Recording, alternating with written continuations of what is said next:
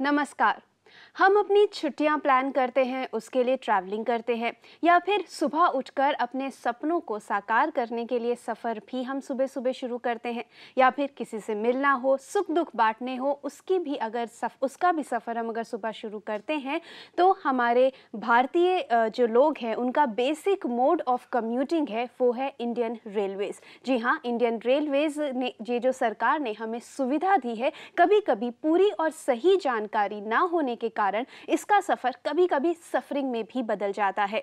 अगर आप भी ट्रेन ट्रैवलिंग करते हैं और आपको भी किन्हीं समस्याओं का सामना करना पड़ता है, तो किन बातों का आप रखें ख्याल जिससे कि आपको ये सब परेशानियों का सामना ना करना पड़े। आपके सभी सवालों के जवाब देने के लिए, साथ ही आपको बताने के लिए कि किन प्रिपरेशंस का आपको ख्याल रखना है जिससे कि आपका सफर बहुत ही सुविधाजनक और बहुत ही अच्छी तरीके से बीते, उसके लिए स्टूडियो में हमारे साथ मौजूद हैं जी.के. कंचन जी, जो कि एक्स सर्विसमैन है इंडियन रेलवेज में ही। बहुत बहुत स्वागत है आपका कंचन जी जागो में। धन्यवाद।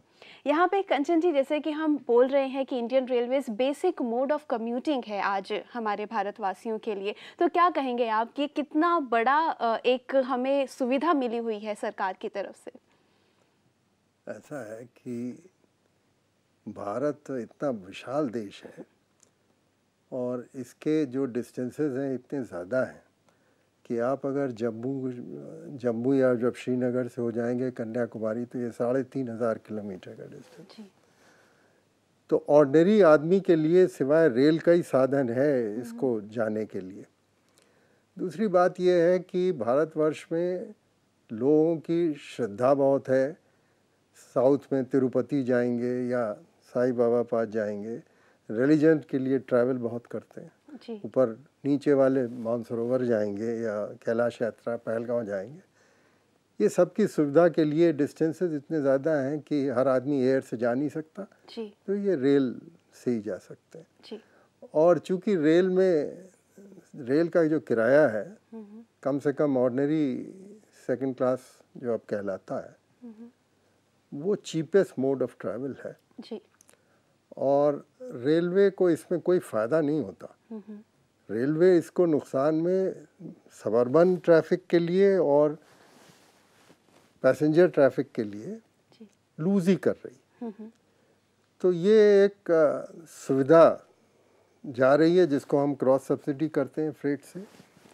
जिस दिन ये ख़त्म हो जाएगी उस दिन ये किराए सब बहुत बढ़ जाएंगे, पर फिलहाल कोई ऐसा इरादा। तो जैसा कि आपने कहा कि बेसिक मोड ऑफ कम्यूटिंग है, चीपेस्ट मोड ऑफ कम्यूटिंग है, और उसके हिसाब से सुविधाएं हमें बहुत ज़्यादा मिलती हैं। और चाहे रिलीजन की बात हो, चाहे अपने रिश्तेदारों से मिलने की बात हो, या फिर आप मुंबई में देखिए कि लोग सुबह सुबह जब निकलते हैं अपने काम के लिए, तो उनके लिए सबसे ज़्यादा सबसे आसान जो मोड ऑफ कम्यूटिंग होता है वो भी रेलवेज होता है। ये बहुत बड़ी सुविधा है बेशक, लेकिन फिर भी कहीं ना कहीं हमें, जैसा कि हमने शुरू में भी कहा, पूरी जागरूकता नहीं होती, सही जानकारी नहीं होती, इसलिए कभी कभी ये जो ट्रैवलिंग होती है वो हमें बहुत परेशानी भी देती है, एक परेशानी का सबब बन जाती है। तो आइए सबसे पहले उन्हीं परेशानियों पे नजर डालते हैं जो एक आम इंसान फेस करता है ट्रेन ट्रैवलिंग करते समय।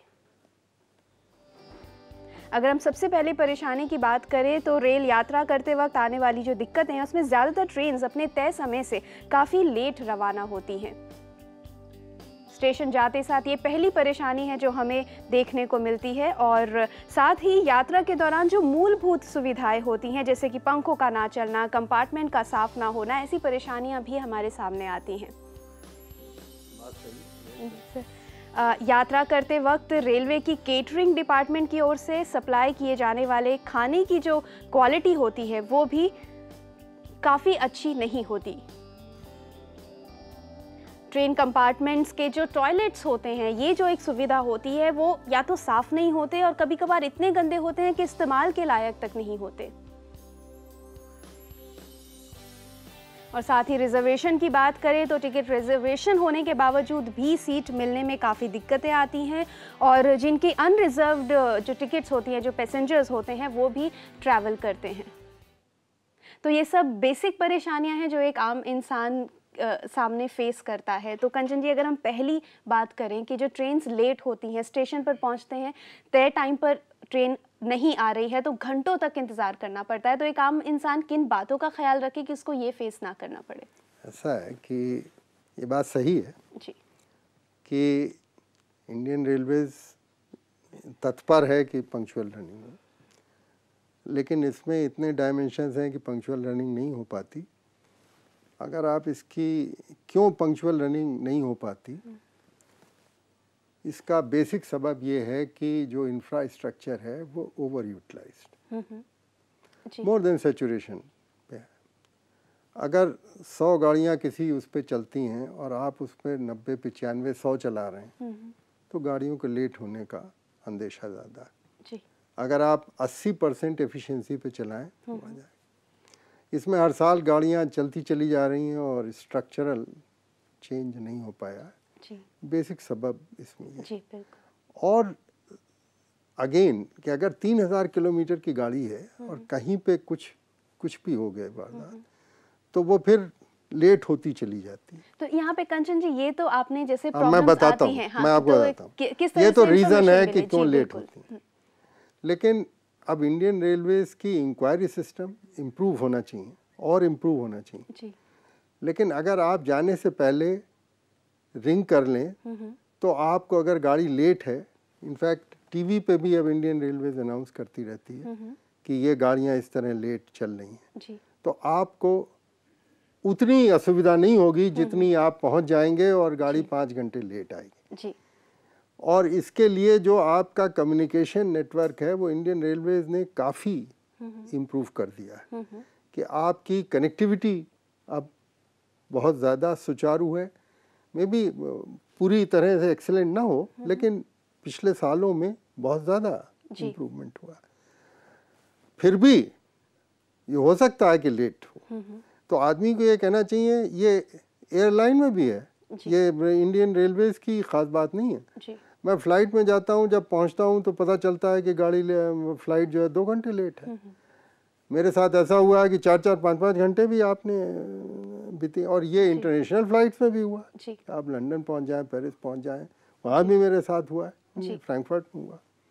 तो इसके लिए सिर्फ इंडियन रेलवेज़ को ब्लेम करना ठीक नहीं है। बहुत सी बातें हैं, इम्प्रूव हो सकती हैं। मैं ये कहूँगा कि ये जिस तरह इंडियन एयरलाइंस कहती हैं कि आप पहले हमसे रिंग करके पता लगा लीजिए, खैर वो SMS भी दे सकते हैं बट उनके यहाँ 200-300 पैसेंजर होते हैं, यहाँ लाखों पैसेंजरों में ये SMS पॉसिबल। यहीं पे जो कंचन जी आपने एक बेसिक बात बोली कि हाँ लेट हो सकता है, ये बेसिक बात है। अगर इतना बड़ा इंफ्रास्ट्रक्चर है तो छोटी बहुत चीज़ें हो सकती हैं।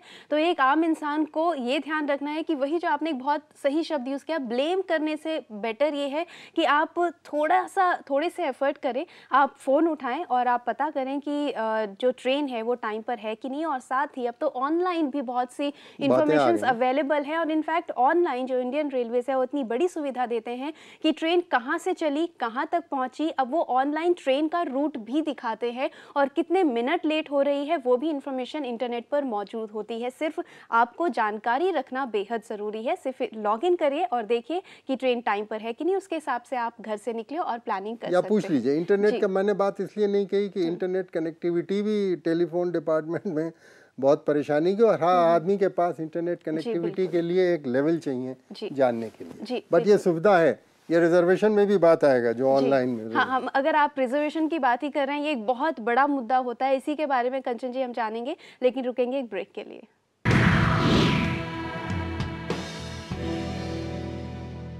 आज जागो में हम जानने की कोशिश कर रहे हैं कि अगर आप रेल यात्रा करते हैं तो किन छोटी छोटी बातों का अगर आप ध्यान रखें तो यही यात्रा कितनी सुखद हो सकती है। अभी सबसे बड़ी परेशानी, प्लेटफॉर्म पर पहुंचते हैं, ट्रेन लेट होती है, तो जैसा कि हमने कहा कि घर से निकलने से पहले ही प्लानिंग करिए, इन्फॉर्मेशन लेकर जाइए, तो ये प्रॉब्लम आप कभी फेस करेंगे ही नहीं। दूसरी बात, रिजर्वेशन के लिए हर इंसान परेशान होता है, तो रिजर्वेशन के लिए आप क्या कहेंगे कि किन बातों का ख्याल रखें, छोटी छोटी बातें?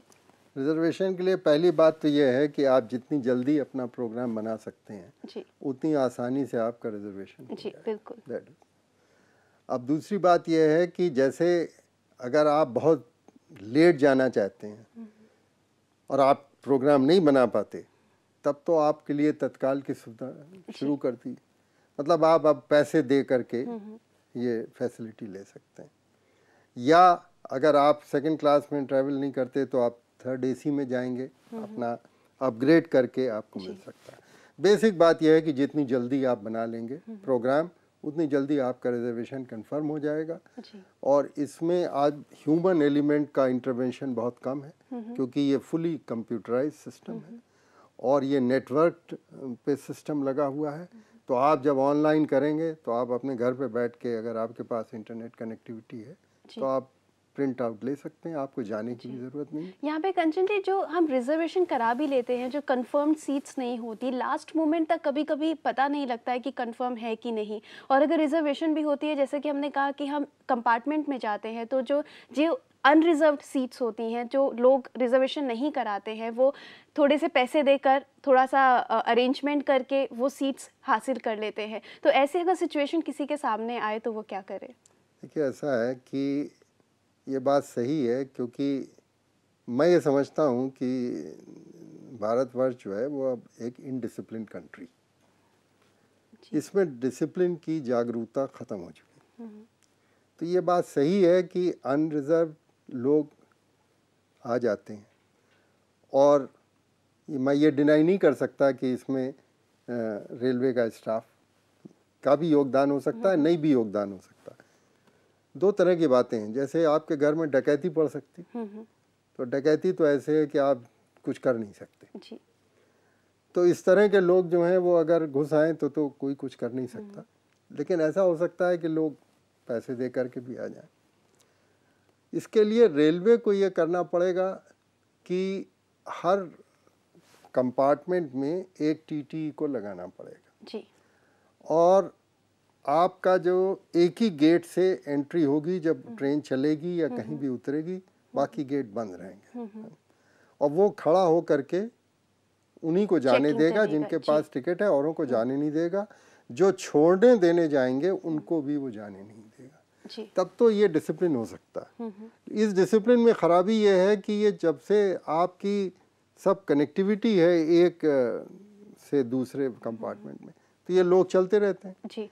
उसका कंट्रोल, उसके लिए मेरे हिसाब से तो ये बंद करना पड़ेगा। अगर ये वैसे नहीं बंद हो सकता, रात के 9 बजे बंद करना पड़ेगा। एक सिस्टम है लॉकिंग का, तो आप दोनों तरफ लॉक करके, 3 करके, और उस आदमी को आप ये रिस्पॉन्सिबिलिटी देंगे कि अब इसमें कोई अनरिजर्व नहीं आएगा। अगर अनरिजर्व्ड आएगा तो तुम्हारी नौकरी चली जाएगी जी। ये तो जी, ये डिसिप्लिन की जो आप बात कर रहे हैं कि इंडियन रेलवेज़ के लिए आप कह रहे हैं कि वो होना चाहिए, बेशक होना चाहिए, ये हुआ तो अच्छा ही होगा। लेकिन हम, जैसे कंचन जी, हम हमेशा जागो के ज़रिए और इनफैक्ट प्रज्ञा के ज़रिए हम हर एक इंसान को ये मैसेज पहुंचाने की कोशिश करते हैं कि वो खुद ही डिसिप्लिन्ड हो जाए। हम अगर ये बोल रहे हैं कि हम हमेशा नहीं होता कि हमारे पास भी रिजर्वेशन होती है, तो हम कभी ऐसा ना करें कि अनरिजर्व्ड हैं तब भी जाकर सीट्स ले लें। अगर हम खुद से अपने आप में डिसिप्लिन ये लेकर आएंगे तो हम ये एक्सपेक्ट भी कर सकते सही है जी। तो बिल्कुल सही है कि जो लोग जाते हैं, और अगर आप कहते हैं कि दूसरी पार्टी का कोल्यूशन है तो दोनों पार्टियां रिस्पॉन्सिबल जी। तो इतना डिसिप्लिन और सेल्फ रिस्ट्रेंट हम लोगों को करना पड़ेगा कि हम अगर नहीं है रिजर्वेशन, मतलब रूल फॉलो करने की बात है कि अगर आपका प्लेटफॉर्म टिकट बंद है तो आप नहीं जाएंगे जी।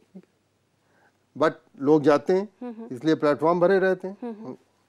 इसी तरह अगर हमें कहा गया कि आप नहीं जा रहे हैं ट्रैवल करने तो अंदर मत घुसिए, फिर भी लोग जाते हैं।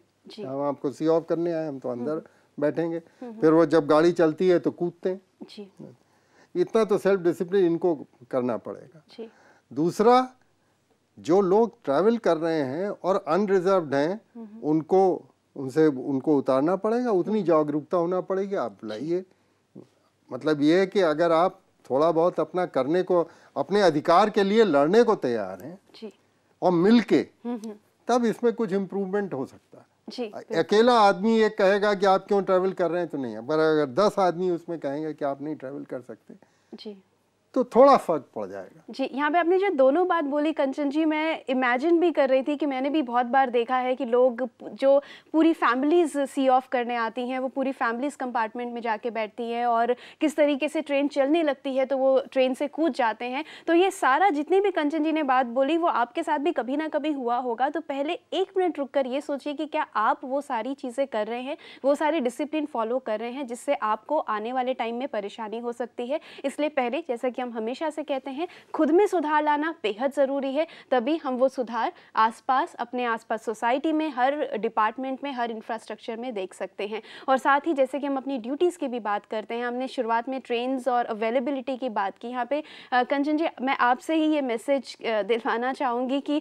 जैसे राइट्स होते हैं और लोग अपने अधिकारों की लड़ाई लड़ते हैं, तो उसमें ट्रेन्स जो होती हैं उनको नुकसान पहुँचाते हैं, प्लेटफॉर्म्स को, पटरियों को नुकसान पहुँचा देते हैं। इस वजह से एक आम इंसान ही ये करता है अपने हक की लड़ाई के लिए, लेकिन नुकसान एक आम इंसान को ही पहुंचा देता है। इसलिए अगर आप अपनी कोई लड़ाई लड़ रहे हैं तो आप ये भी ध्यान रखें कि आप किसी और इंसान की सुविधा को ना कष्ट पहुंचाए, ना उस पर वार करें। ये बिल्कुल गलत है, जो आपने बात बहुत सही कही। जी। और राजस्थान में लास्ट ईयर गुजर एजिटेशन हुआ, उसमें गाड़ियाँ सब बंद हो गई बम्बई की।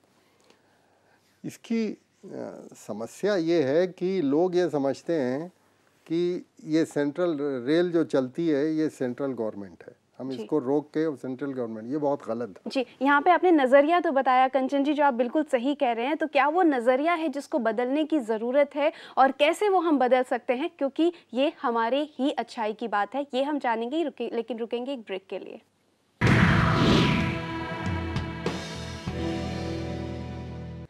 इंडियन रेलवेज रेल यात्रा ये एक बेसिक मोड ऑफ कम्यूटिंग है बेशक से, लेकिन छोटी छोटी जानकारियों का ख्याल रखना, छोटे छोटे प्रिकॉशंस और प्रेपरेशन की ज़रूरत होती है कि ये आपका जो सफ़र है वो अच्छे से बीते। और साथ ही बहुत ज़रूरी है अपनी जिम्मेदारियों के बारे में भी जानना कि अगर हम जिम्मेदार हैं तो बेशक से हम वो जिम्मेदारी, वो बदलाव अपने आसपास देख सकते हैं। यहाँ पे जैसा कि हम बात कर रहे थे कि लोग ट्रेन जला देते हैं या फिर पटरियों को नुकसान देते हैं, तो आप क्या मैसेज देंगे उनको? मेरा मैसेज ये है कि इससे देश का बहुत ज़्यादा नुकसान है, और जो लोग ट्रैवल कर रहे हैं वो तो बहुत ही ज़्यादा परेशान होते हैं और वो हेल्पलेस हैं। वो अपने मन में कहते हैं कि ये लोग क्या बेवकूफ़ी कर रहे हैं, और उनको अगर वो उतर दें तो दोनों में लड़ाई हो जाए। कोसते जाते हैं, कोसना वर्ड, कोसते जाते हैं, और इससे इनको कोई फ़ायदा होता नहीं।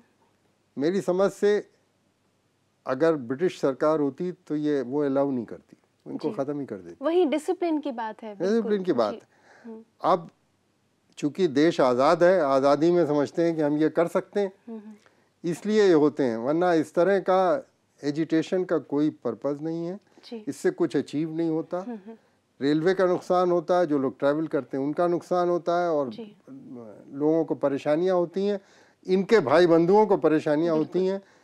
कोई बीमार है वो पहुंच नहीं पाता, किसी को अपनी गाड़ी पकड़नी है, किसी को हवाई जहाज पकड़ना है, दुनिया भर, किसी को स्कूल में जाना है, किसी को एडमिशन में जाना है, किसी को नौकरी में जाना, सब चौपट हो जाता है। तो यहाँ पर मेरा मैसेज ये है कि इस एजिटेशन में इस तरह की बात करने से कोई फायदा नहीं। तो ये एजिटेशन नहीं होना चाहिए। ध्यान रखना चाहिए कि आप अगर कोई लड़ाई लड़ रहे हैं तो वो अधिकारों के लिए हो, शांतिपूर्वक हो। आप ऐसी किसी चीज़ को नुकसान ना पहुंचाए जो आपके ही भाई बंधु जो हैं उनके लिए परेशानी का सबब बने। यहाँ हमारे साथ जुड़े हैं दिल्ली से ब्रिजमोहन जी, सवाल पूछिए। ब्रिजमोहन जी, आप हमें सुन सकते हैं? हाँ, सुन रहा हूँ जी, बताइए। मैंने आपकी बात को काटा। अभी थोड़ी देर पहले ये बात चल रही थी कि मतलब रिजर्वेशन में लोग घुस जा रहे हैं। जनरल की बोगियां इतनी लगाओ कि रिजर्वेशन में घुसने का मतलब ही नहीं। जनरल में इतनी भीड़ होती है कि आदमी चल नहीं सकता, घुस नहीं सकता, बैठ नहीं सकता। जी जी, सही है ब्रजमोहन जी, आप बिल्कुल सही कह रहे हैं। अब इसका आपको याद होगा कि पहले 50 साल पहले जब रिजर्वेशन नहीं था तो सारी गाड़ियां अनरिजर्व चला करती थी। अब अनरिजर्व गाड़ियां चलाने की आवश्यकता है, ये ज़रूरी है, लेकिन अनरिजर्व गाड़ी आप चलाने में इसको रिलेट करिए कि आपकी अगर पॉपुलेशन इस तरह बढ़ती रही, आप कितनी गाड़ियां चलाइए। आप अनरिजर्व गाड़ियां ज़्यादा चलाएंगे तो रिजर्व गाड़ियां कम हो जाएंगी, तो जो लोग रिजर्व करना चाहते हैं उनको परेशानी है।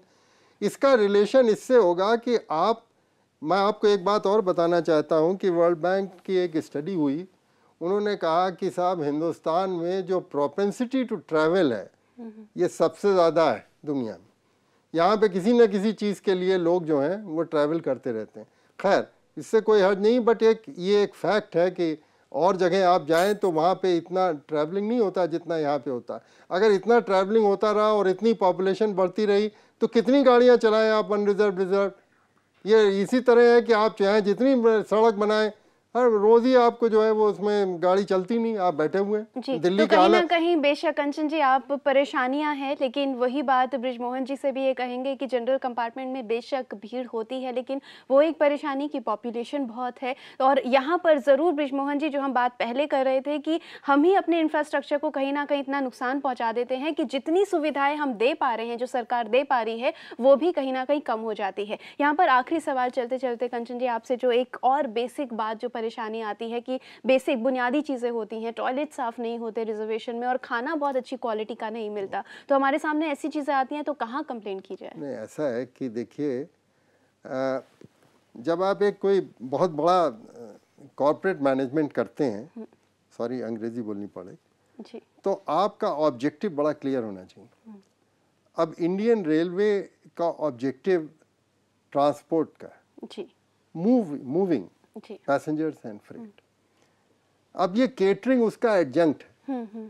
तो जब आप मेन ऑब्जेक्टिव पे ज़्यादा ध्यान देते हैं तो ये बाकी ऑब्जेक्टिव इधर जो है वो सफ़र करते हैं। ये एक मैनेजमेंट का एक्सेप्टेड प्रिंसिपल। तो रेलवे ने ये रियलाइज करके कि रेलवे उतना ध्यान नहीं दे सकती केटरिंग को जितना उसको रेलगाड़ी को चलाने के लिए जी। तो यहाँ पे किया क्या रेलवे केटरिंग कंप्लेंट कहाँ करे जी? नहीं, इंडियन रेलवे केटरिंग कॉर्पोरेशन बना दी जी, ताकि वो रेलवे केटरिंग कॉर्पोरेशन का अब मेन ऑब्जेक्टिव ये है कि लोगों को खाना पहुंचाए, उसको गाड़ी चलाने से कोई संबंध नहीं जी। तो इसमें जो कमी है उस कमी के लिए अब एक स्पेसिफिक बॉडी है जहाँ पे कंप्लेंट होनी चाहिए जी। और अगर कंप्लेंट नहीं होगी तो फिर फायदा और इम्प्रूवमेंट हो नहीं सकता जी। तो यहाँ पर कंचन जी आपने जो बात कही कि कंप्लेंट होनी ज़रूरी है, तो जो भी यात्री है वो एटलीस्ट कंप्लेंट ज़रूर करे। जो अगर टीटी आता है आपके कंपार्टमेंट में उसे कंप्लेंट करें, क्योंकि जितनी ज़्यादा हम शिकायतें करेंगे तभी तो वो शिकायतें आगे पहुँचेंगी और इम्प्रूवमेंट। IRCTC के आप MD हैं, IRCTC के तमाम इंडियन टाइम टेबल में सब दिया हुआ है। बिल्कुल IRCTC में आप दीजिए, IRCTC को आप लिखें कि साहब ये हम जा रहे थे, ये खाना गलत है। अगर आप कंप्लेंट करना चाहें तो गार्ड पास कंप्लेंट बुक होती है, कंडक्टर पास, उसको बुला के बिल्कुल वहां जाकर कंप्लेंट नहीं, लिख सकते उसको आप कहिए कि ला के हम इंसिस्ट करेंगे जी। तो इंसिस्ट करिए और कंप्लेंट जरूर लिखवाइए। तो कंचन जी बहुत बहुत धन्यवाद जागो में आने के लिए।